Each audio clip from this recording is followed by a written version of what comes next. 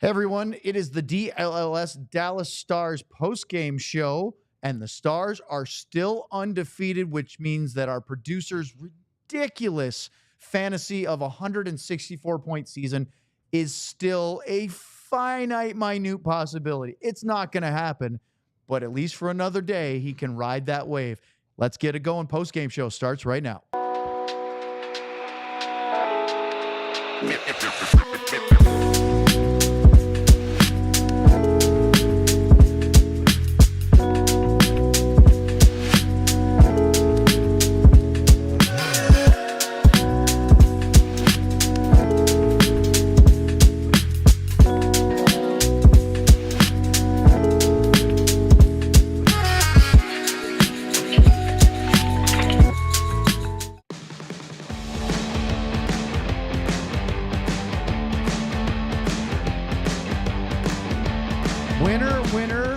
Filet-O-Fin dinner. Yeah, I don't know if I'm going to do that again. This is the DLLS Dallas Stars postgame show. We are, as always, live right after the conclusion of the Stars game tonight. They beat the San Jose Sharks. They had to go to the skills competition to do it. 3-2 shootout victory. At the end of the year, you win. It doesn't matter how. It's just, did you get the 2 points? And they did that tonight against the Sharks team that we're going to get into. Some good, some bad, some ugly tonight on the ice at the AAC. Alongside Craig Ludwig, Sam Nestler will join us from American Airlines Center in a little bit, and our producer, John Anderson. I'm Owen Newkirk. Luddy, it's hard to complain about a win. We said that against Nashville. You don't apologize for getting 2 points, but this was not as clean as the Stars' performance over the weekend at the AAC. Yeah, they battled through. You know, and I think when you look at games like this, you think of all the parts, all the pieces, the sum of your parts. And I think that the top players played well. There were some great defensive plays. There were a lot of turnovers early on in the game by the Stars that their goaltender had to bail them out. So everybody had a little piece of this one. And, you know, and again, it's not an opponent that's a great high-quality team right now. And sometimes you just think you can probably go out and do a little less than 100 and the whole 110% thing. And but I thought there were some individual moments, and they were key moments, you know, and that ultimately led them to where the game finished. Well, let's start with Nostra Luddy. You said 40 shots.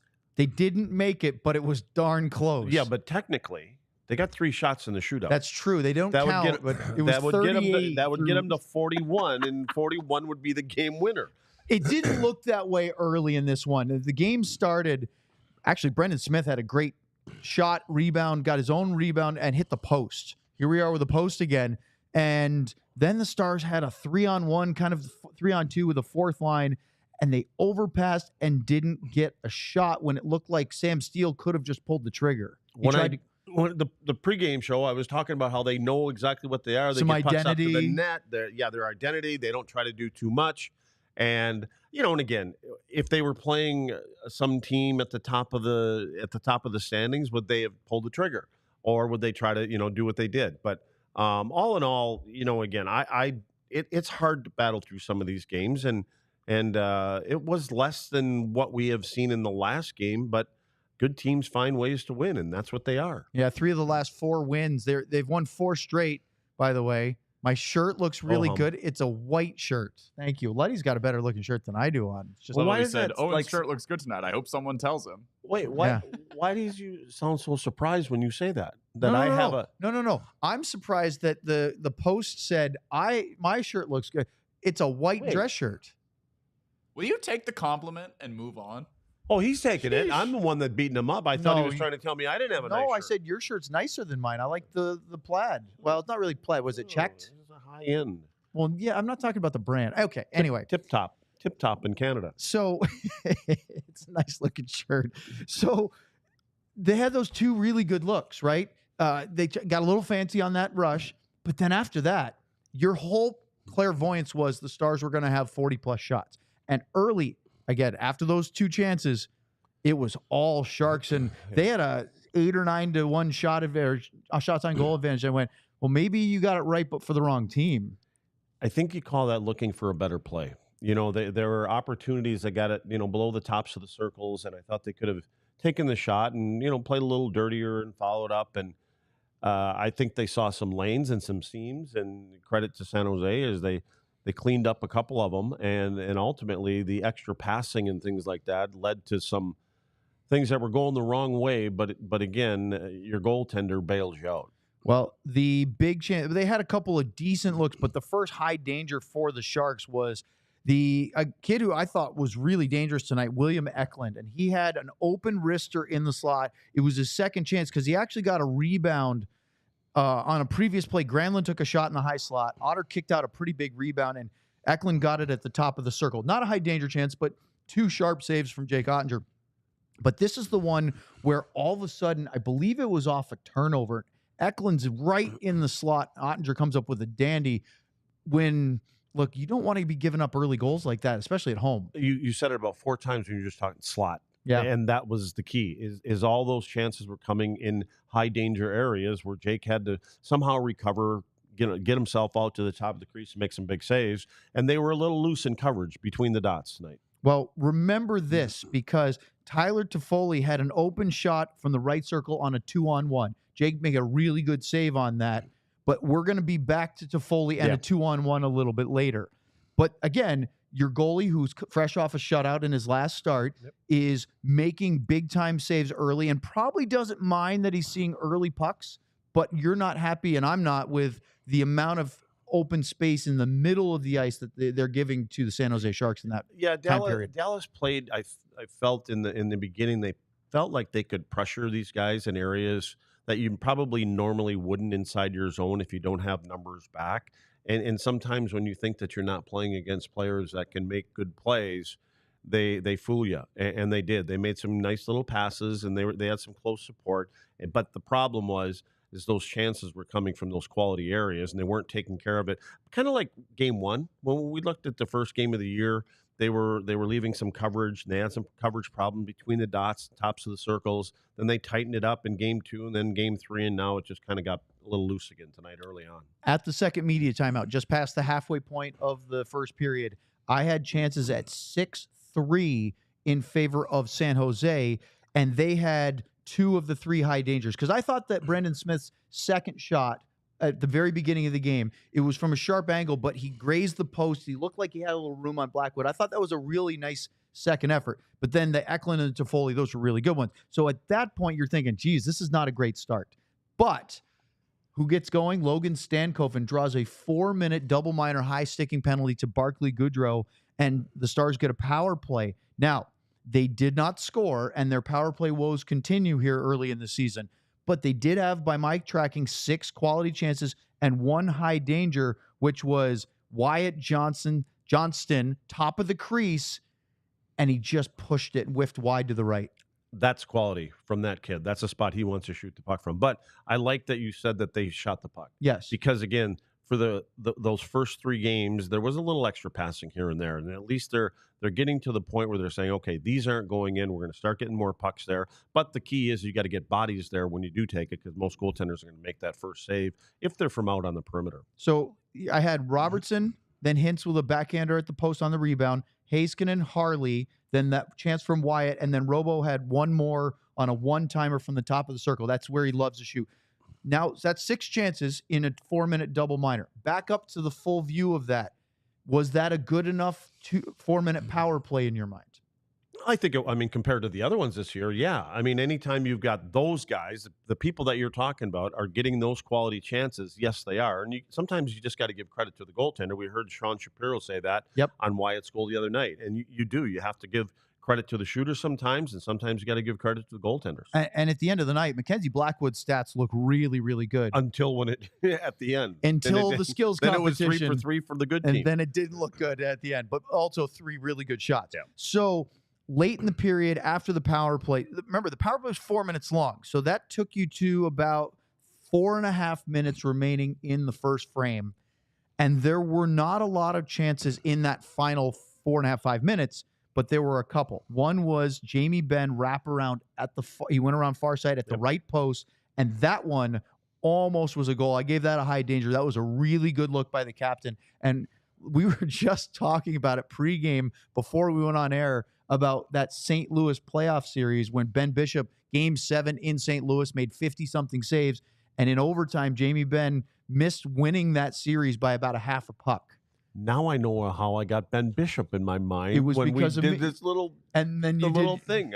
I did a little thing for the second intermission, and we were talking about one of the goals that was scored, and it was the Toffoli goal, and I made a mistake, and it went on the glove hand side of Ben Bishop. But John, to the rescue. Go ahead, John. Explain to everybody what I'm you an did. artiste. So we did this video with Luds. We realized after the fact that he referred to Jake Ottinger as Ben Bishop. Luds was like, "Oh, I'm going to look like such an idiot if we put this out mentor there." and protege. No, So- he so says, here's what we're just going to leave it. I So- said, no, we're not going to leave it. Well, in the tweet text, I said it happened anyway. So now you just said it on the show. Did So you really? you just said it on the show without even knowing that I said it on the tweet text. Well, So, I don't know how to. but Owen, this is what we did. I went over to Luds and I stuck By the way, my what's phone a tweet text? text in the tweet. Oh, okay. So I went that's- over- I got you. I I went thought you over were to trying to talk Luds. about a group text. So I go over to Luds, I stick my phone in my face, and here's the audio. Say Jake Ottinger right now. Literally just say Jake Ottinger. Jake Ottinger. Actually, we spliced that into the audio, and it sounds so bad. so you're saying it's It like, sounds boy, terrible. look at this, and there's a great save by Jake Ottinger. Jake Ottinger, basically. Do you know how And many his lips times say I Ben said Bishop. to him up there, going, "Why the hell would I say Ben Bishop? I have no idea where it comes from." Unnecessary or I didn't do it on purpose. I accidentally planted Ben Bishop's seed in your brain. A little mind I just thought it was worm. one of those senior moments I was having, but now I have Oh, now by you, the way, you have somebody to blame. I feel Okay. better. When you got back, Owen. So when you got back to the Just about studio, the start of the that was- third. yeah, did you feel Luds was very snippy? He Well, was- yeah. I felt like you were really mad, and it stems from the Ben Bishop. I didn't Yeah. take it personally, but now I understand why, because I thought he was really mad at a couple of commercials. Oh, I can't. Oh. Yeah, you were going to town on the commercial. I'm like, man, really? He's under Luddy's skin. I didn't realize that it all came That's back the to that. only thing with the Victory Plus I have is Oh, no. I Look at can't, that. I can't. Well, I am. Well, T Farmer. You know what you have to do, Luds? He's and one of you're our not- What do you Maybe- mean getting? Maybe we can do this on the show, Luds, but do you guys remember when ESPN Plus got bullied into removing their elevator music that aired during the commercial breaks? The like your event will be back soon commercial. Yeah, I know It what happened you're last talking about, season. yeah. Luds, if you want to lead the charge, you could make some phone calls to your buddies over there and we I could just- get that music during the I Victory hate it Plus. that you have to sit there. You know, and I want to get to the game, Yeah, especially you're when you're. impatient, aren't Well, you? no, I have none. Zero. That's what I mean. Yeah, No, you I don't know. have You're none. not even impatient because that would I don't suggest that you have some never patience. watch live TV ever. So if it's- Even if I go home and there's Well, something on, I'll pause it. I'll go do if something you else and come didn't back. have to do a post-game show right after the game, you could wait an hour and a half and watch the game delayed, and then you'd be I don't caught have up. to. I was up there watching it. Well, that's what I mean. But then you Okay. would have to wait for the commercials. Then how would I do the show? You wouldn't. I said if you didn't have to do the show. Well, I do. I know you do. So you This can't do it. conversation is nothing We're again. going around in circles like that. All right. Chase So and tail. look, at the end of the period, the Stars had a light edge in shots, 10-9, but the quality chances turned out to be 11-7 in favor of the Stars. High danger were actually, believe it or not, 3-2 Dallas. That's not bad considering that early stretch where I didn't think they had a great start. Yeah, they had too many of those little pockets where they weren't on their game. And again, it's part of an opponent. It's part of playing a lot of games and not as many days and being at home and feeling comfortable. And that's always the things that you talk about when you come in and you're going to play a team and you play some teams and you fought and you played them well. And the next thing you know, you got a team that's down in the standings and you think they're just going to roll over and they don't. Coming up next in the Dallas Stars post-game show, let's get to the second period where all the goals happened. We'll do that next. What do you want to do? I think we You should wanna talk do the about, Herman Marshall yeah, marquee moment. I think, no, we're not there You yet. just want to read You've the gotta- whole thing again? You you've want to gotta get re- it out of the way? No, you've got to read Get it out That's of not the how way. this works. Speaking of Herman Marshall, Herman Marshall was founded in 2010. Herman Marshall, Dallas County's first legal distillery since the repeal of Prohibition. Honoring the founder's passion for creating good, smooth whiskey with lots of flavor, today Herman Marshall Whiskey aims to preserve the legacy of Herman Beckley and Marshall Lewis with its commitment to community, quality, and innovation. Now located in historic downtown Wiley, Texas, is proud to partner with the Guns N' Hoses Foundation of North Texas on a single barrel expression of its signature straight bourbon whiskey. The Guns N' Hoses Foundation is a nonprofit organization dedicated to providing immediate financial assistance to the families of fallen police officers and firefighters lost in the line of duty. They're built from the grain up through family, fellowship, and friends. For every bottle of single barrel straight bourbon whiskey, Herman Marshall donates 15% of its revenue to the Guns and Hoses Foundation of North Texas for those who went before. Stop into your closest goody-goody liquor store to find your favorite bottle. Let's talk about Game Time. Everybody loves going to live events. And if you don't, well, I don't know what to do for you. Sporting events, concerts, theater, comedy shows. They're a lot of fun, but you can do even better with Game Time. Game Time has a new feature called Game Time Picks that makes getting tickets to your favorite live events even easier. Make sure that you get the best deals, you get seat views before you buy, lowest price guaranteed, events cancellation protection, and job loss protection as well. It is a great way to get all-in pricing. Take the guesswork out of buying tickets with Game Time. Download the Game Time app, create an account, and use the code DLLS for $20 off your first purchase. Terms apply. Again, create an account and redeem code DLLS for $20 off. Download Game Time. What time is it? Game Time. All right, back to the show and get to the second period now. And this is where all the magic happened until, of course, the end of the game, which was also pretty exciting. But it wasn't the way the Stars drew it up, because even though I thought they played a really good second period, Luds, they actually fell behind. They gave up a high-danger chance to Fabian Zetterlund on a wrister in the left dot on the rush that I thought Oettinger made a really strong save at. But then a turnover by one of their big guys, Jason Robertson, just inside the offensive blue line, leads to a 2-on-1. And Tyler Toffoli gets the unassisted goal, his second of the year, at 6:24. And sometimes you just got to tip your cap on a really great shot. Look, Tyler Toffoli is the kind of guy you don't want shooting from the dots inside toward the middle. Yeah, but it started with that pass from Robo. He comes across the offensive blue line, and he sees Wyatt Johnston coming late. The problem was there was another player in the middle of it, being Tyler Toffoli. And when you have an offensive-minded forward, they kind of can read those kind of situations. They can anticipate, and it was picked off. And when it goes down to the other end of the rink, it was a 2-on-1, and Toffoli, again, is a shooter more than he is a passer. And I think it was Miro that was back there, and I think he played it well. You give your goaltender the area that you want him to be able to come out and challenge, and you get below the hash marks, top of the circle area. You don't want that pass going across the crease because your goaltender is trying to come out and cover. And it was just on this one here, Jake Ben Bishop Otter didn't make the save on that one.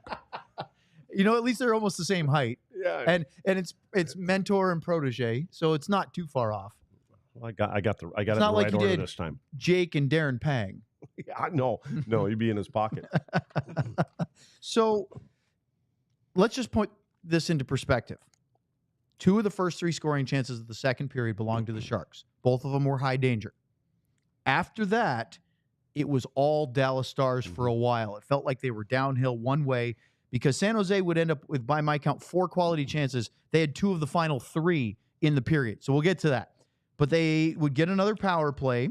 This one wasn't as active as the 4-minute one. Yeah. They did get 1 chance from Stankoven, regular, not a high danger one, but I don't think it was as good.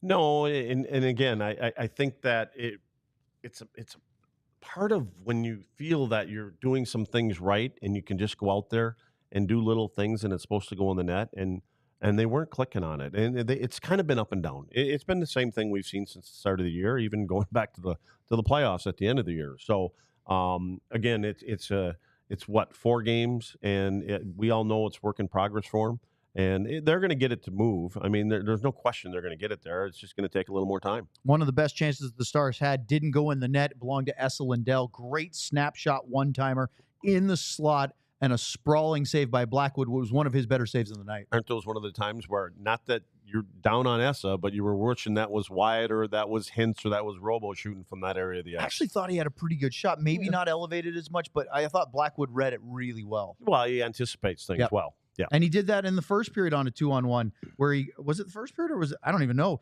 Was it maybe? No, it was early in the third period. We'll get to that one where he went side to side and read the pass and was there.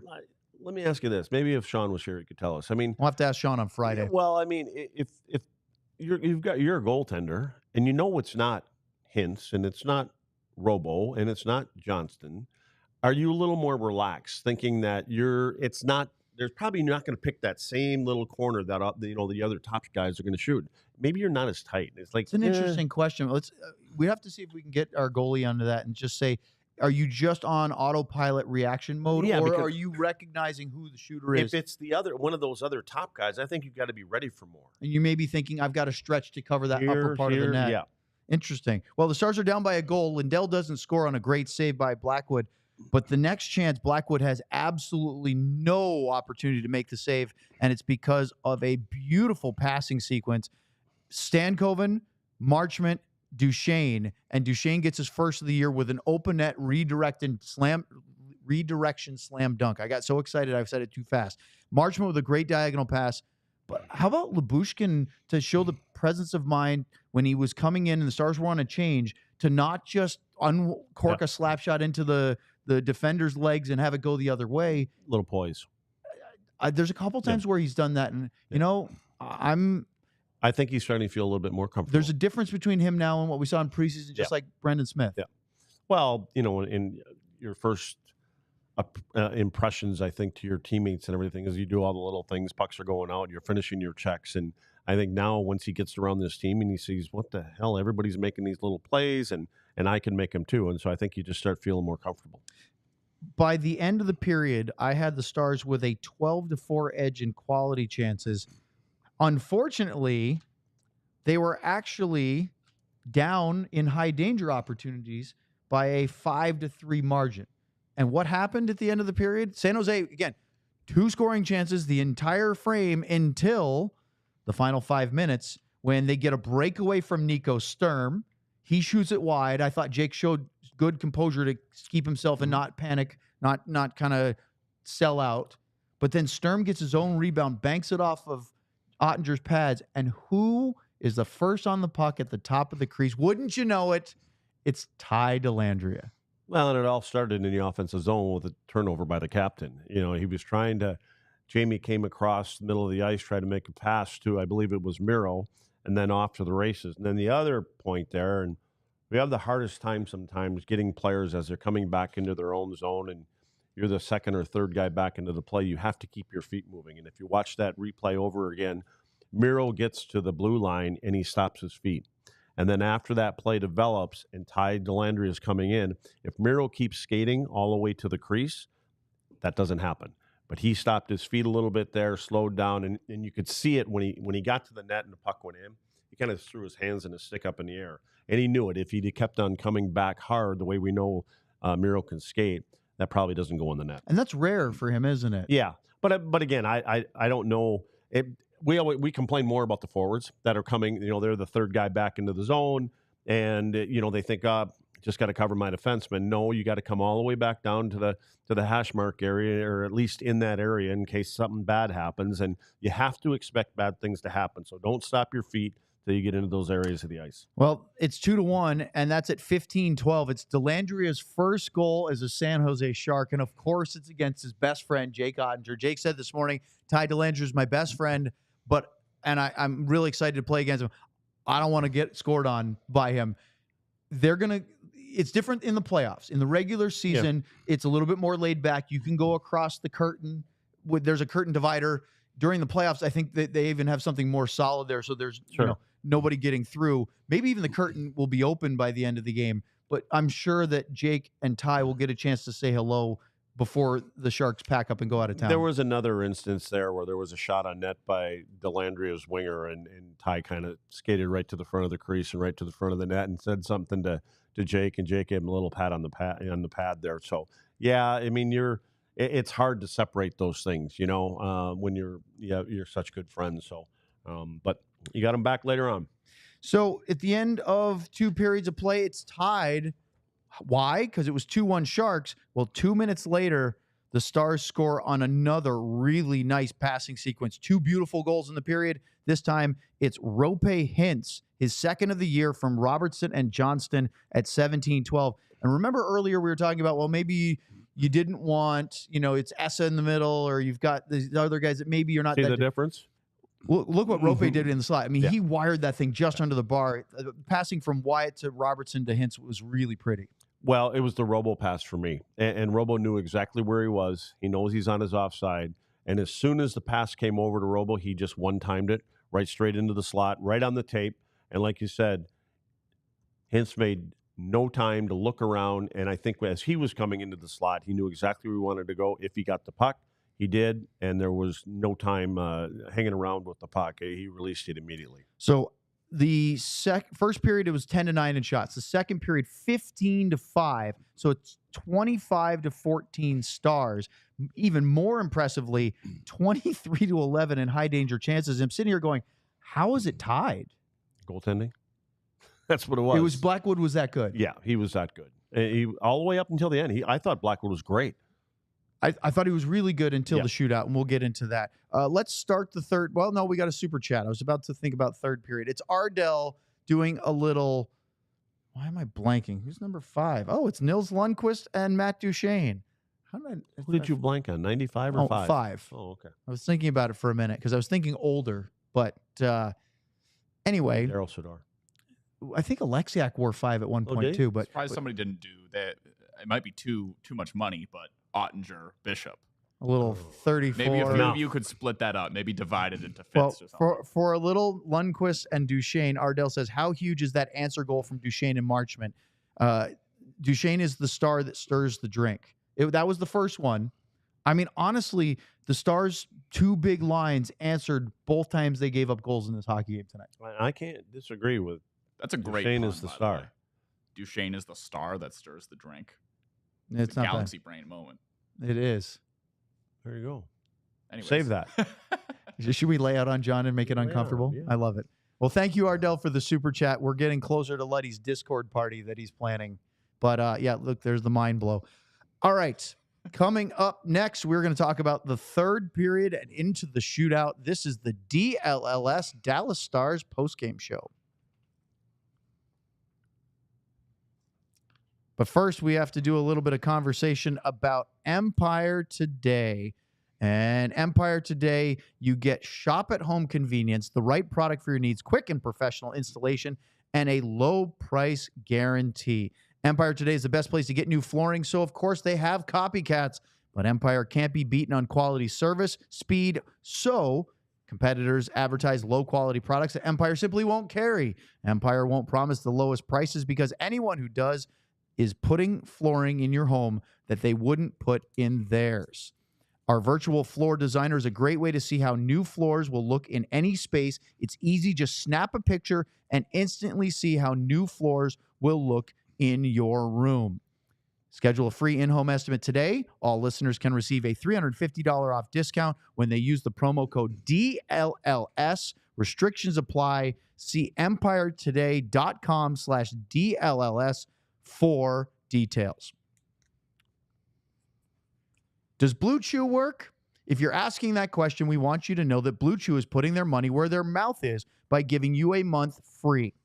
Blue Chew is an online service that delivers the same active ingredients as Viagra, Cialis, and Levitra, but at a fraction of the cost and in chewable form. The process is simple. Sign up at bluechew.com, consult with one of their licensed medical providers, and once you're approved, you'll receive your prescription within days. The best part, it's all done online. That means no visits to the doctor's office, no awkward conversations, and no waiting in line at the pharmacy. You can take them anytime, day or night, so you can plan ahead or be ready whenever the opportunity arises. And we've got a special deal for our listeners. Try Blue Chew free when you use our promo code ALLCITY at checkout. Just pay $5 shipping. That's bluechew.com, promo code ALLCITY to receive your first month free. Visit bluechew.com for more details and important safety information. And we thank Blue Chew for sponsoring the podcast. All right, on to the third period. There were no goals in the final 20 minutes of regulation, but boy, were there chances. Yeah, there were. It was kind of like pond hockey out there. That was. And you weren't very happy with that from either side. No, well, not from either side. I don't care about their side. Well, you moving my micro? Yeah, it was pointing to your shoulder. We want to hear you. Okay. Just helping you out here. Yeah, the game was getting a little loose for me from the Star side of things. And, when you're exchanging chances, and again, I know it's only early in the season in these games, but you're always working towards something. And so I like to see it where, it becomes more difficult. And you're doing the right things and the pucks are going in the right areas of the ice and you're not giving them any momentum and second and third chances and things like that. And you kind of take the will away from them. So, but again, I know part of that is because that's the way they play and that's how they create goals. Is they're allowed to because they know that they can score some goals. And the other thing is you can get away with some of them things when you have the kind of goaltenders the Stars have right now. If the power play is not impressing us to the level of which we expect, especially with this group, the penalty kill is doing the opposite. That's been really stingy, and it had to be because 52 seconds into the third period, Nils Lundqvist gets called for tripping, misses a puck, turns, gets his stick up. To me, I'm not thrilled with that penalty. Yeah, it was kind of soft. By the referee or by Nils? By Nils. Yeah, that's what I mean. I thought it was, look, I'm not calling him lazy, but it was a lazy penalty. It was weak.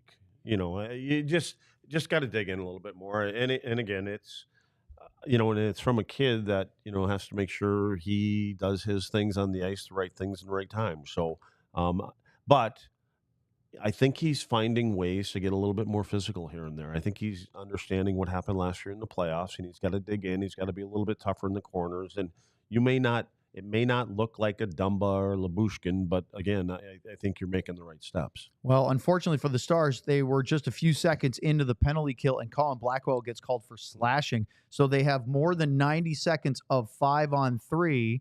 Oh, we have another super chat. T. Farmer. Great timing on this. Look at this. Nils and Nils. How about Nils and Sador? That'll make you happier. T. Farmer writes, Nils continues to improve his back-checking and defensive awareness, and it's encouraging. You agree? It is. Yeah, you can tell. I mean, there's obviously been a conversation before he signed this contract with Jim and all the areas of the coaches, what he needed to get better at in their eyes. And so you can only give him credit for working on it. Yeah, and look, the thing on the penalty is that if he doesn't miss the puck along the boards, he doesn't take the penalty. Yeah. But for me, it's not that he whiffed, although you go, because that's sort of, we're looking at Nils to not make those mistakes. It's the fact that once he missed the puck, he turns, and then he has his stick in a place where he kind of sort of hooks in and rides the guy. Whereas I'd like to see him lean on the guy with his stick down and use his legs to recover. And I just wonder if he feels that he's not the leaning kind of defenseman. He's not a big kid, right? So, but again, you have to find ways to get leverage on players. And if it means taking a half a step to get into the right area of the ice and, as you said, get in the right spot, then he's got to do it. But I still give him credit for the way that he's been playing here now. And again, I'm nitpicking. Yeah, you are. But Leave him alone. Having Nils against the boards taking a penalty, even though it's in the defensive zone, I don't think that was necessarily going to lead to a one-on-one with Oettinger. And I'd like to give him 10 or 15 feet to try to recover rather than take that penalty. Okay. Anyway, okay. Have we beaten that one to death? Yes, you have. So now, we have I? It's 5-on-3 now, over 90 seconds, and this is where I think the Stars really did well. Only 2 chances. Neither of them were high danger. Wallman and Toffoli had shots. Oettinger saw one. Wallman missed the net on his one-timer, but he had some pace on it.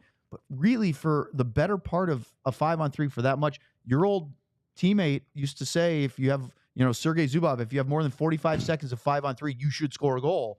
Well, the Stars penalty kill did not give up a goal during almost double that time. Well, with some of the people that Zuby had for teammates, they would score goals. A little different with this team. But, again, the 3 Dallas Stars players outwork the 5. And even you may not think it's working, but they were in the right spots, and they didn't give him anything interior. And really, when it's a 5-on-3, it's really a 5-on-4. You forget that your goalie counts, and you try to give him the least dangerous shot as you possibly can. The Mackenzie Blackwell 2-on-1 save that I got confused and thought about earlier in the game on roopehintz was that 2-on-1 with Colin Blackwell after they both came out of the penalty box. Blackwell made a nice pass across the ice. Hintz got a good shot, but he didn't elevate it like it on his goal in the second. And we watched that one, and Blackwell never Is that the one you wanted Blackwell to shoot on? No. Oh, okay. No. Because that was a great look. That was a really good pass. It was the one where I wanted Steele to shoot at the beginning of the game. Okay. When he tried to go back to Blackwell. This one, Mackenzie Blackwood, the goalie, went post to post and made the save, but he never looked out of control. He never looked scrambly at all. The whole game. I thought he was in control. I think he could have been one of the best players in the game when you think about it. Oh, I should have been. Yeah. Except for the shootout, which we're going to get to. But that was a really good save. And then it was trading of chances. Again, Stars had, it was 11-7 by my count in the first period, 12-4 in the second in quality chances. I had 10-9. This was the best period for the San Jose Sharks as far as chance generation. And one of them was William Eklund had a rebound on a power play. Stars Matt Duchene got called for holding at the 8:24 mark. Eklund low slot with the screen. I don't know if Jake actually saw anything. I think he kept himself tight. That's when I said he stayed tight and just plugging up holes. And I think sometimes goalies have to do that. They can be as big as they play their size, but they make sure that nothing's going to go through them. If it goes over my shoulder or goes short side on the ice or something, and when you can't see, you can't control all of the things. Well, Eklund was good on that one. He had another shot a little bit later, but that one was really dangerous because it came from a rebound, and there was he had a teammate parked in front of Oettinger, and he shot it through the legs of his teammate. There's no way Jake saw that, although maybe he anticipated that shot a little bit. But you said he kept himself big, but also not compact. Right, and that's the word I was looking. Look at that, very, very good. Then, oh boy, I think the Sharks should have had the lead. Barclay Goodrow, who had 3 quality chances in the period, had a backhander, low left slot. Oettinger made the save, kicked out. Luke Cunnin, wide open rebound, and he shot it wide left. San Jose Sharks. Well, and look, Luke Cunning's a good, hardworking, blue collar, shot blocking defensive forward. Yep. But that's not roopehintz in the slot or Matt Duchene or Macklin Celebrini, who we didn't get to see. They don't have any of them except for Celebrini, and he's hurt. Or Toffoli. I think if you put Toffoli in the slot. Yeah. Well, again, but you're right. But that's it. Yeah. Well, then Evgeny Dodonov gets a breakaway.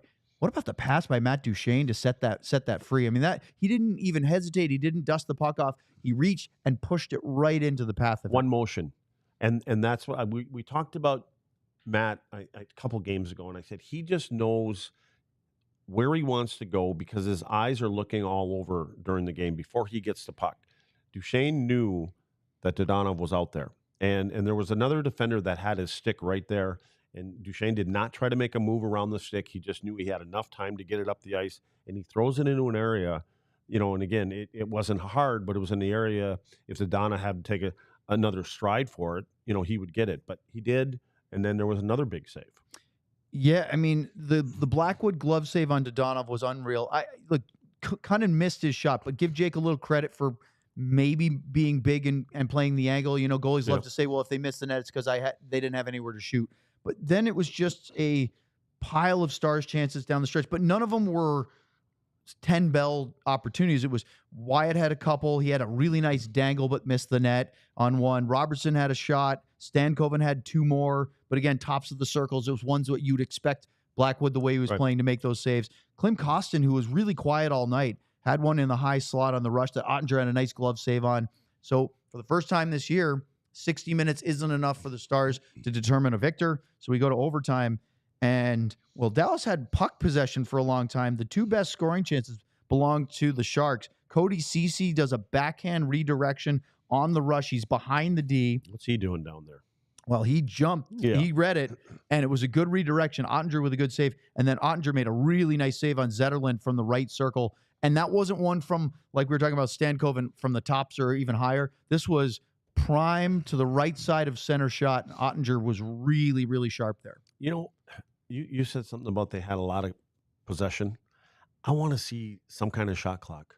I know this is off what we're talking about. I want to see more quality scoring chances where they're cycling. You want right more near chaotic play in 3-on-3, right? I want to, and again, I know that's really off the map for me to say I want some kind of shot clock, but I think once you get across that blue line, there should be some kind of time period because they just keep circling and circling. Would you prefer a shot clock like they do in basketball to a restriction of they can't clear it out of the offensive blue line or out of the red line or so it limits where they can go, or do you want those two? No, I just want it once you cross the blue line. Now, if there's a shot and it goes out, that's different. But if once you carry into the offensive zone, you can't carry it back out. Exactly. It would have to be poked out or something, so right? There's got to be. Again, that's probably a tough one. I mean, how are they going to decide that? And I'm sure somebody's going to complain about that. Well, if there's an infraction on the rule like that or a shot clock, would you give an offensive zone face-off?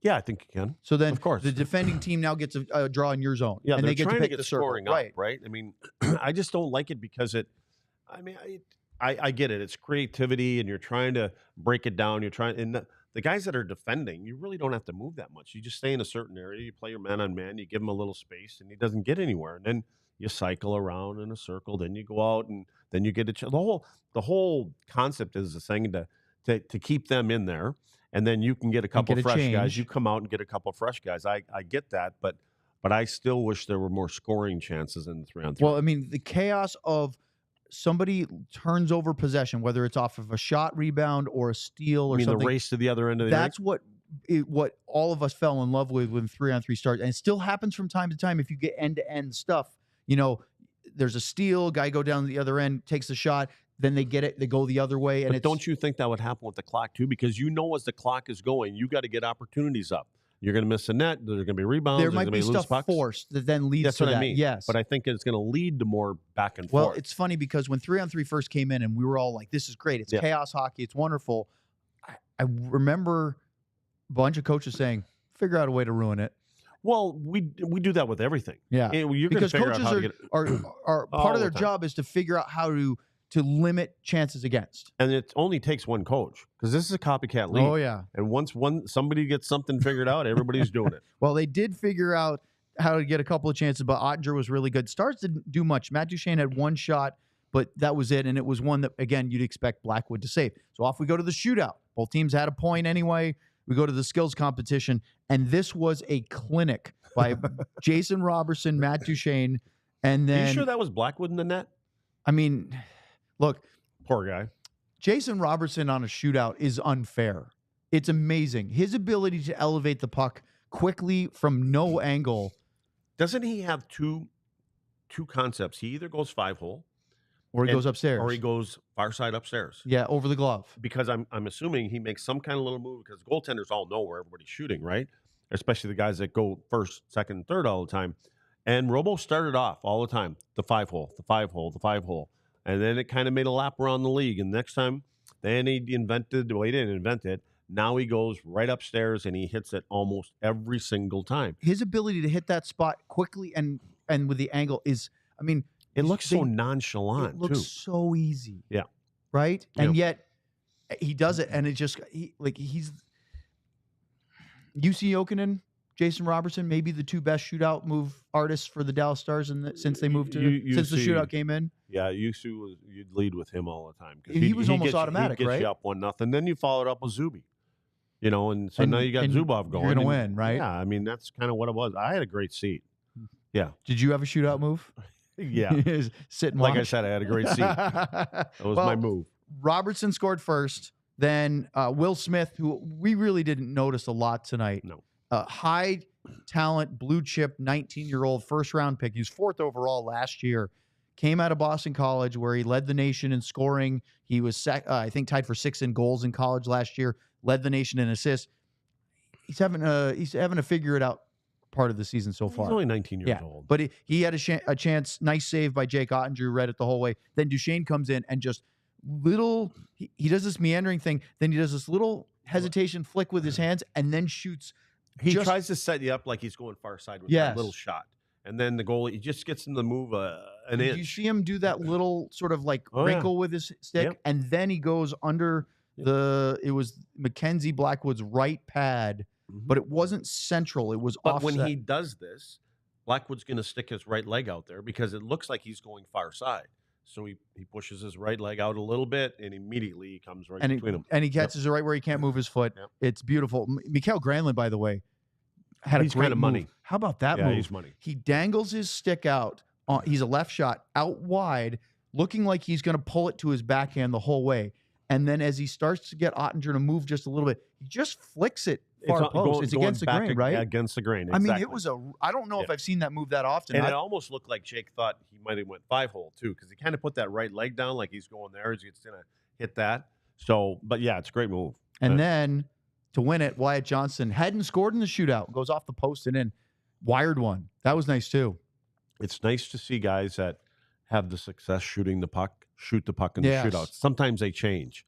just stick with what works for you. One of the guys that was always automatic in his prime, and he would argue he's still in his prime, was Tyler Seguin. He'd come in and go upstairs or under the blocker. It was either way, but he had such a quick release with that right shot that it was really, really hard for a goalie to react. They knew it was coming, but they're sort of thinking like, do I go up? Do I go down? And it was by him in a heartbeat. And he went 5-hole a couple times too. And I think goaltenders, again, if they have 2 or 3 different spots, then they start guessing. So I don't know how they do it anyways. But like I said, with Robo's the one that puzzles me. It'd be interesting to talk to a couple goaltenders. I wonder what he does, on Jake in practice, or Bishop in practice. Maybe Ben goes out there. You think Ben comes out there still? Maybe Ben goes out there. Well, we'll see. The retired player, our goalie development coordinator now. We'll see if he's in on that.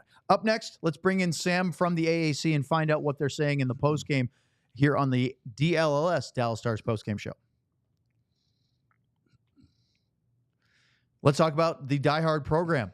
Well, look, you've already seen us interact. We have another Luds Damn Discord channel coming up on Friday. The only way you can get a part of that and ask him anything, goofy hypotheticals, great stories from the days of the 90s and early 2000s, although he retired before the early 2000s. But anything you want to get on that, you have to be a diehard. It's the only way you can get access to the DLLS Discord channel, which has all the ones, Stars, Mavs, Rangers, you name it. But look at this. For a annual subscription, $79.99, you get access to all the writing. Many of it's behind the paywall. That may even go up a little bit with all the offerings that Sean and Sam do for the Stars, all the great writers for all of our Dallas sports teams.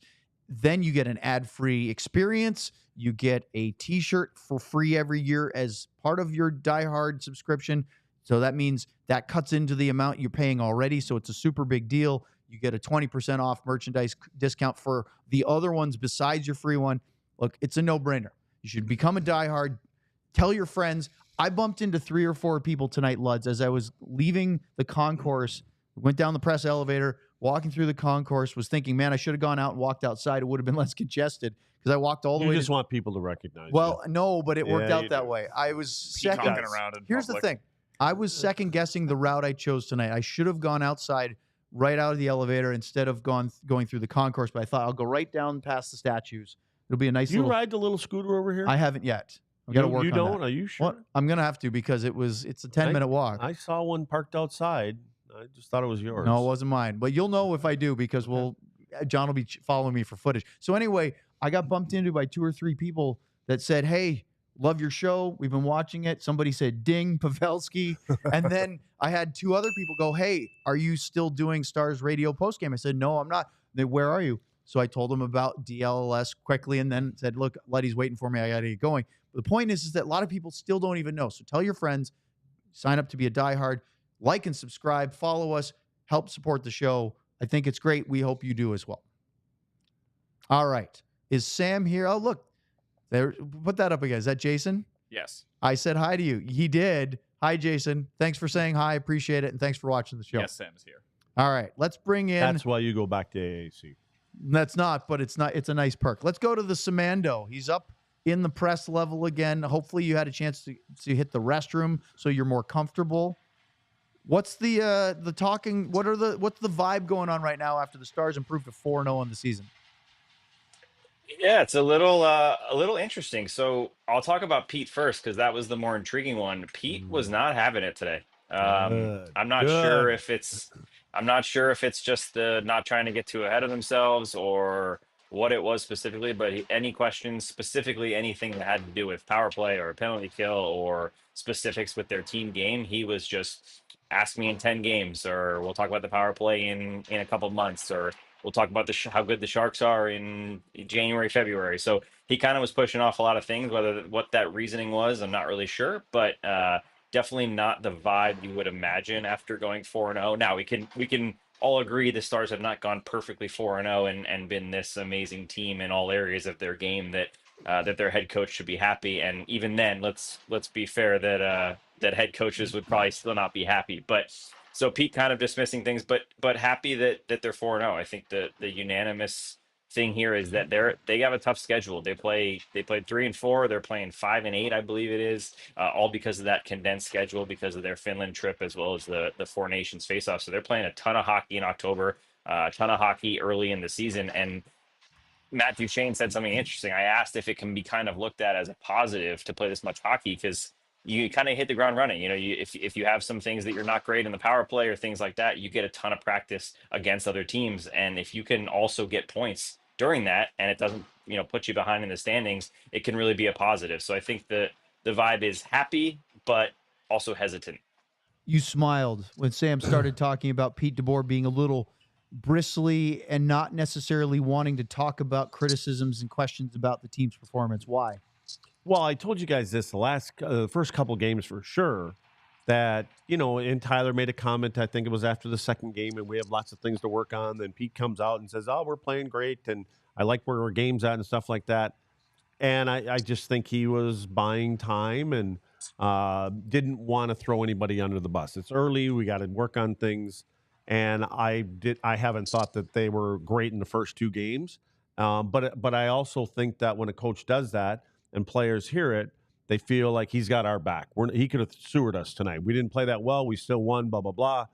And tonight's game, the way that it started with the amount of turnovers and the amount of outnumbered rushes that San Jose had, he wouldn't have been happy. And so I think you can only kind of sugarcoat it for so long.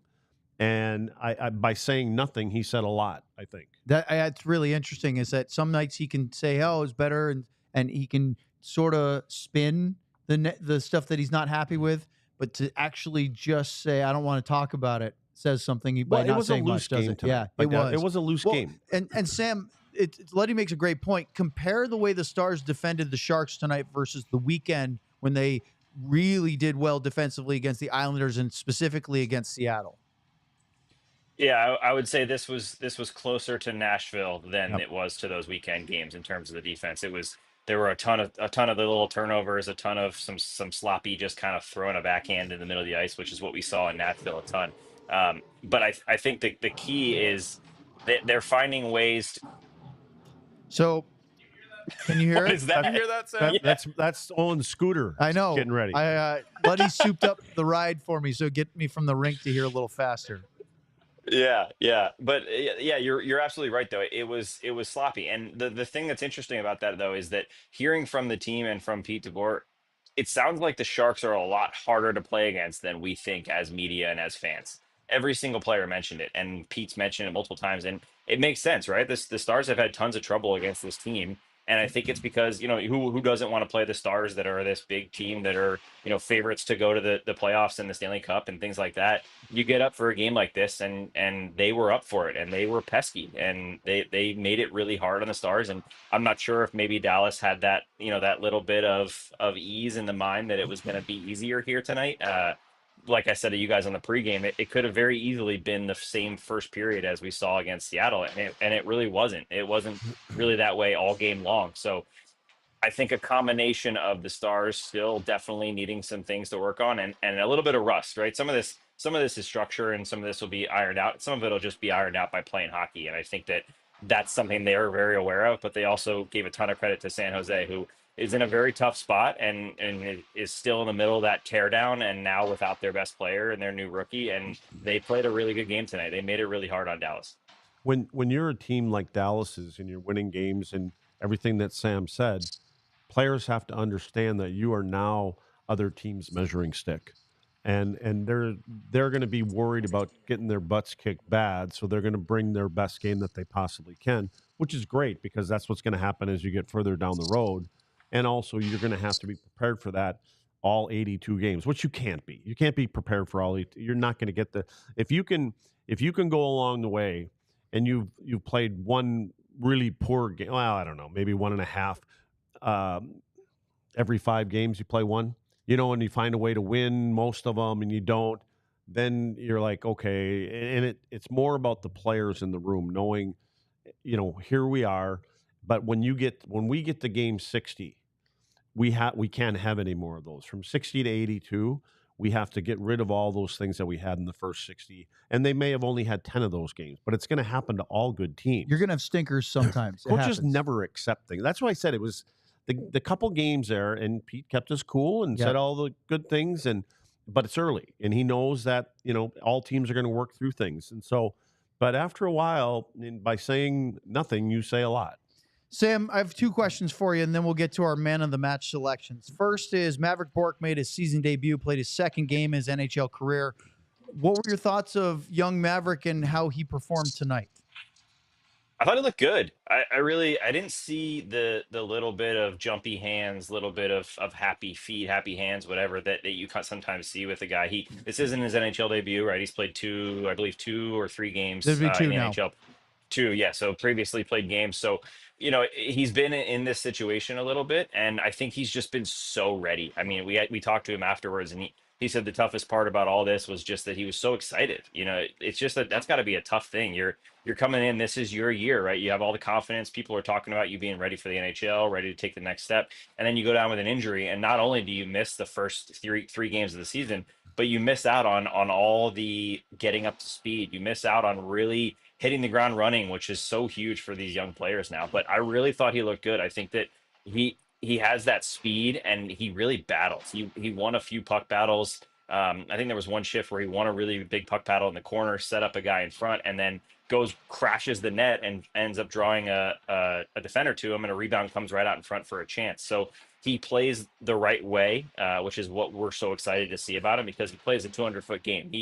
He's going to score goals, and he was incredible in the AHL last year. He scored a ton of goals, but he also really plays the right way, and he plays a 200-foot game. And I think that fits really well into the Stars system. And again, Pete DeBoer didn't give us much, but he did say that he liked Maverick's game overall and thought that he looked like he was up to speed.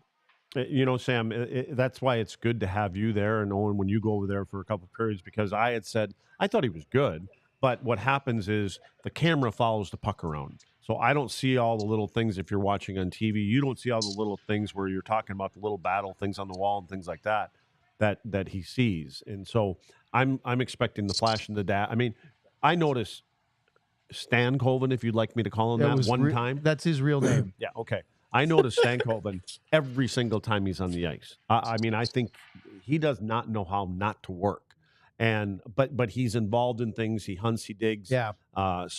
But again, when you have that perspective of being at the rink, you get a better appreciation of a player, what he does in a complete game. Yeah, and it's not just the 1,000-foot view of being able to see the whole rink. It's also the feel, the vibe. Sometimes you notice something away from the camera because you can hear somebody. Like the other night, I heard Jamie over the weekend barking for pucks a couple of times, and it reminded me of Jordy because how loud he used to be. And those are just things that you just can't pick up always on the television side of it. I'm interested to see, Sam, both you and Luds, if you think that the Stars really have an idea of what they're going to do with Maverick Bourque yet. Because the early idea is playing with Stan Colvin. They were great together as a duo in the AHL. Put him with Jamie Benn.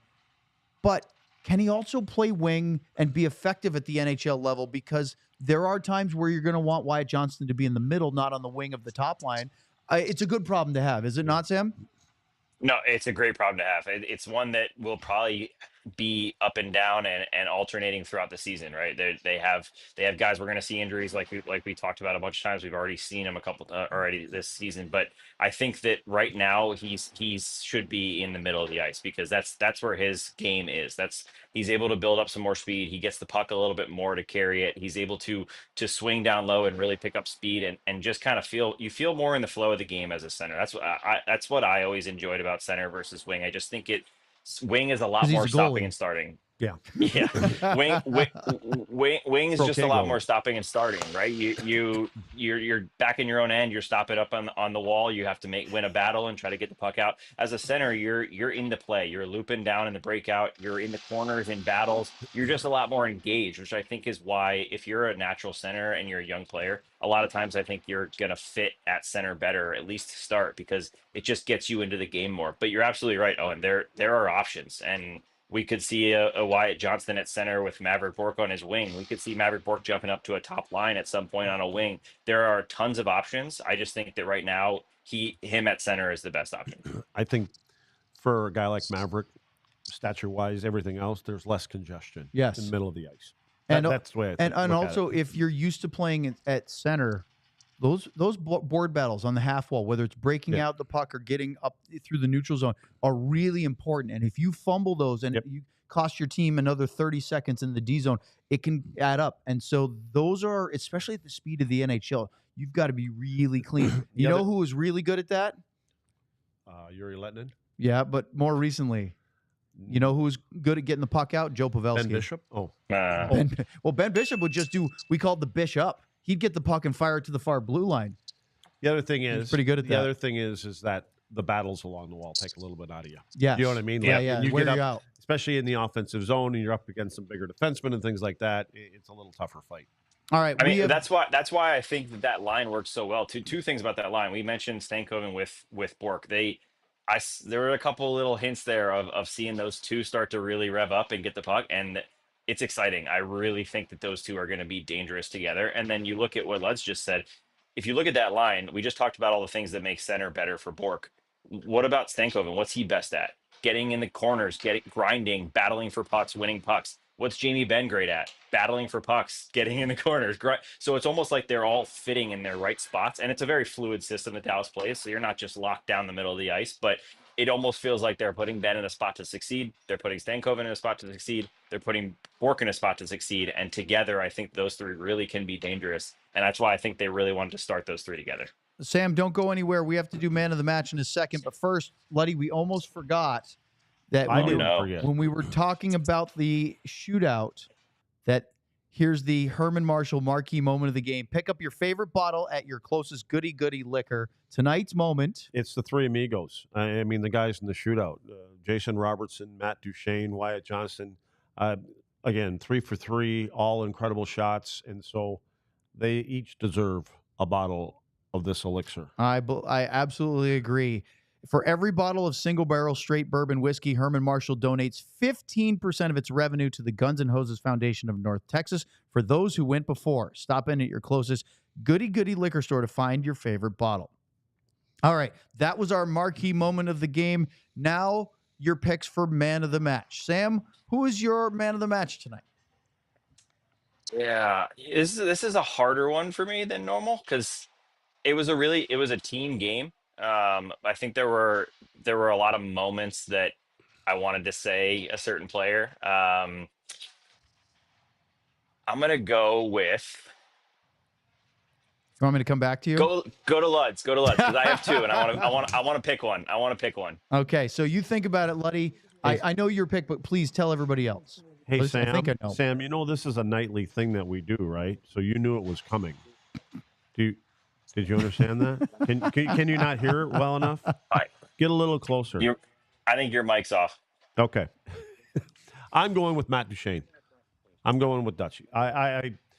You wanted him, didn't you? You want me to go somewhere else? Yeah. No. I finally picked mine, and then I knew you were going to pick it too. I'm going with Matt We can pick the same one. I think Duchene's been great since he's come here. So be easy to pick him when you don't really know. So go ahead, Sam. You need a little more time? No. That was my pick, Matt Duchene. He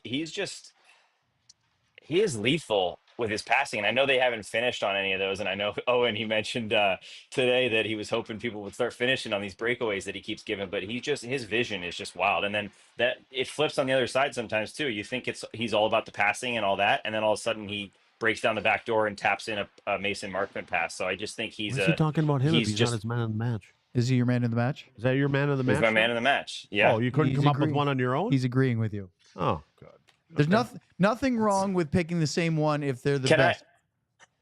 Yes. Yep. Sam has raised his hand. Little boy in the back. What do you got to say? I have a question. No, I was just going to say, I think I heard you guys talking about it right before I came on, but is Jason Robertson's shootout shot just absolutely unstoppable?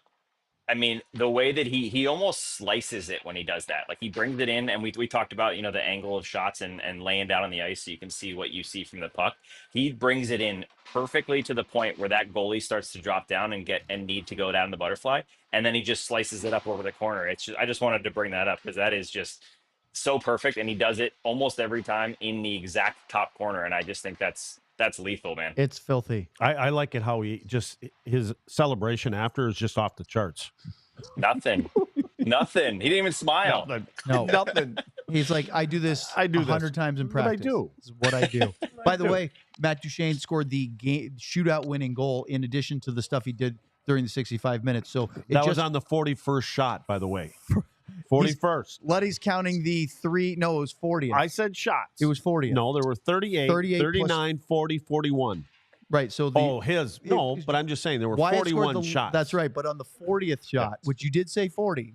I did. Yeah, or more. So, look, I agree. I think Matt Duchene was fantastic tonight. I'd pick him. But for the sake of throwing in another guy, Mackenzie Blackwood was outstanding. Look, Jake Oettinger was good tonight. He made 1 of 2 saves in the shootout to get the win. Jake is 3-0 on the year. The Stars are 4-0. Nothing against Jake Oettinger. But Mackenzie Blackwood made 36 saves on 38 shots. Now, he went 0 for 3 in the shootout, but that is different. Look, they still get a point. I thought he was really, really good tonight. That can be why Pete's a little upset too. You know what I mean? Like there was a goaltender over there that played out of his mind, and you know if the Stars put a few pucks in the net, it's 5-6-2. Then you can't really, you know what I mean? Like we won again. What am I mean? Gee, coach, we just won. So, but yeah, a great choice. Great choice. And he stole a couple too, Owen. He wasn't just the quantity of saves. He had a few, especially the one on Dodonov on the breakaway that were just absolute robbery. Sam, we've done 4 games now in a very short period of time, in less than a week. 3-4, 4-6. Are you tired? No. And you know why? Because I drank 200 milligrams of caffeine before the last 3 games, and that is the secret. I thought you were going to say that you drank a bunch of Herman Marshall before the game. No, because then I'd be on the floor of this booth instead of sitting up talking to you guys. Do you sit in the bathroom for an hour before puck All right, drops? see you guys. Well, hey, that's where he's going as now. he goes for the walk-off, I was going to tell you, Sam, take the day off tomorrow. We all have the day off tomorrow. No show tomorrow, as it would have been funnier if you left and didn't come back, by the way. Except I'm not have to because I'm looking forward to it, but I'm having dinner with my girlfriend's dad who's in town. So I don't really have the day off because I got to be on. I got to be ready for that one. Ooh. How about that? Is that First meeting or you've known him before? Future father? No. I've known him. We'll see if she'll have me. Oh, I think that was a proposal. Are we breaking news on the show? I think we did. Sam, this is what the dinner's about, right? Are we going to listen? I'm not trying to rush you. John, clip that and put it on a loop. Yes. On Twitter. No. And just remember, if that is where you're leaning, I know a guy that really can win the reception. Oh, yeah. He's invited. That'll be my goal within the next year is to win the invite. Well, hey, we do not have a show tomorrow. We have the day off because we have a game on Saturday. So our next broadcast will be a game day as the Stars go on the road. They're actually not practicing tomorrow. They are flying out. And why would they practice? They played a ton of hockey, 4-6 to open the season. So they will be playing at the Washington Capitals. We'll get our first look at, 39-year-old Alexander Ovechkin? Yep. Right? He hasn't turned 40 yet. That'll be before next season. But we are on the air at 5:30.